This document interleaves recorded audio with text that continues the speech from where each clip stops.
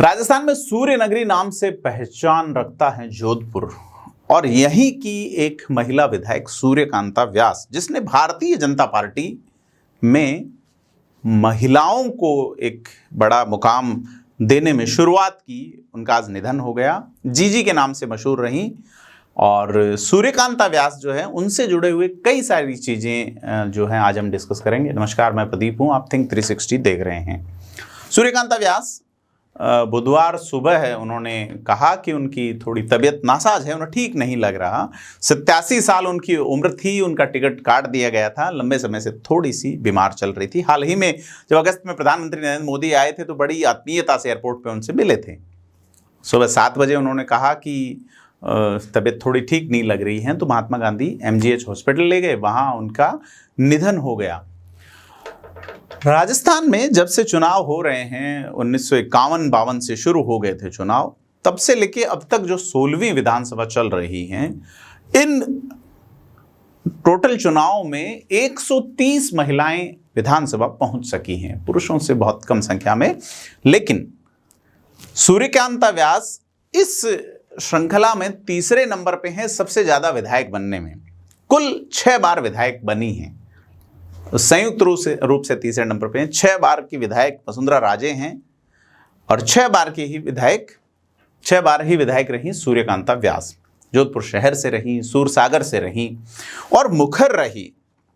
चाहे वो communal issue रहे हों, चाहे पब्लिक के मुद्दे रहे हों, लगातार जीजी जो है वो अपने अंदाज में मुखर रही। और सदन में उनको हमने कई बार बोलते हुए सुना तो वो डांट देती थी। अपने से कम उम्र के अगर सदन या सभापति पैनल पे बैठे हुए लोगों को जिस अधिकार से वो बोलती थी, वो देखने वाली चीज़ होती थी कि जीजी का जो स्पीच रहता था, वे ऑफ टॉकिंग जो था, वो अट्रैक्ट करता था लोगों को। सीधे तौर पे सहज लोगों की बात कहना। क्योंकि 1990 में पहली बार विधानसभा का जब चुनाव लड़ा, यानी कि आज से करीब 35-34 साल पहले, उस समय भी जीजी जो है वो 50 के आसपास उम्र थी, क्योंकि उन्होंने पार्षद पहले रही थी वो। और 1990, 93 और 2003 में वो बड़े अंतर से जीती जोधपुर शहर से जो सीट थी। 98 में वो चुनाव जुबल कावरा से हारी भी थी, एक चुनाव हारी।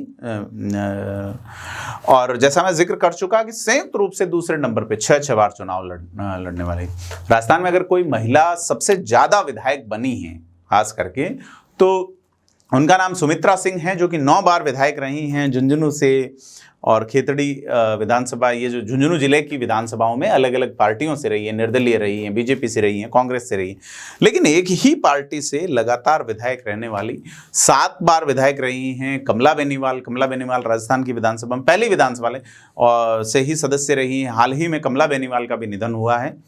तो और तीसरे नंबर पे जीजी और वसुंधरा राजे रही हैं। भाजपा में तो पहले नंबर पे हैं ये, क्योंकि भाजपा की अब तक देखा जाए तो 45 महिलाएं जो है वो भाजपा के बैनर पे विधानसभा पहुंची हैं। 45 टोटल जो संख्या है वो बीजेपी की सिंबल पे विधानसभा पहुंचने का।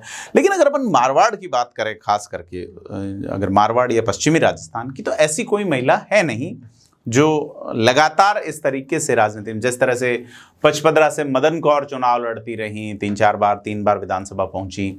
तो जीजी का चले जाना एक बड़े पॉलिटिकल युग का अवसान है कि इस इलाके में जहां महिलाएं घूंघट से बाहर नहीं निकलती थी, शहरों में भी एक अलग तरह का ट्रेडिशन, खास करके ट्रेडिशनली पुष्करणा फैमिली में पैदा हुई और उनका एक रुतबा था। जैसे विधानसभा में वो अक्सर जिक्र करती थी अपने पिता जो थे फतेह कृष्ण कल्ला, जो कि इंस्पेक्टर थे, पुलिस इंस्पेक्टर। तो उनमें वो पुलिस वाला रुआब भी नजर आता था। उनके पिता पुलिस के इंस्पेक्टर थे और पति उमाशंकर व्यास जो सप्लाई के इंस्पेक्टर थे।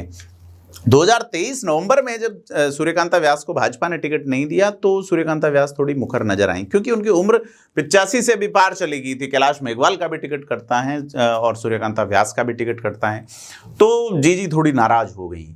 लगता ऐसा है कि उन्होंने मानस बना लिया था कि वो बीजेपी को सपोर्ट नहीं करेगी, लेकिन नरेंद्र मोदी उन्हें फ़ोन करते हैं, कहते हैं जीजी अब उम्र हो गई, हम आपके परिवार का ध्यान रखेंगे।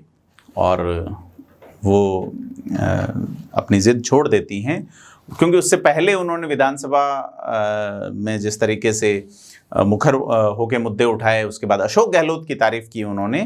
वो पुष्करणा समाज की जो देवी हैं उष्ट्रवाहिनी, उनके मंदिर को लेकर जिस तरह का उन्होंने डोनेशन दिया था। तो 2012 में सर्वश्रेष्ठ विधायक के रूप में भी जो सूर्यकांता व्यास चुनी गई थी। तो मुद्दे उठाने को लेकर लगातार सक्रिय रहती थी, तरीके से बोलती थी। और उन्होंने जब सुबह जो है वो अपने बेटे को कहा कि शिव कुमार को की तबीयत ठीक नहीं है, ब्लड प्रेशर चेक किया, शुगर चेक किया तो काफ़ी कम थी। अस्पताल उनके घर से थोड़ी ही दूर है, करीब 400-500 मीटर की। अस्पताल ले गए, तब तक उनका निधन हो गया।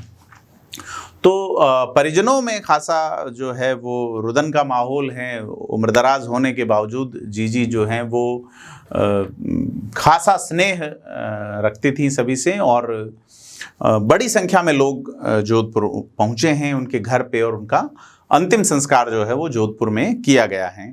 और भाजपा के भी कई नेता पहुंचे, क्योंकि 1972 में जब उनकी उम्र 30 साल के आसपास थी, तब वो नगर परिषद सदस्य बनी थी सबसे पहले।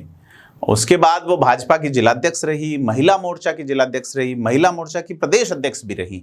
तो भाजपा की शुरुआत में एक साधारण परिवार से आने वाली महिला जो है, क्योंकि वैसे राज परिवारों से लोग भाजपा से महिलाएं जरूर आई हैं, लेकिन साधारण परिवार से सूर्यकांता व्यास ने जिस तरीके का काम किया, देखने वाली बात है।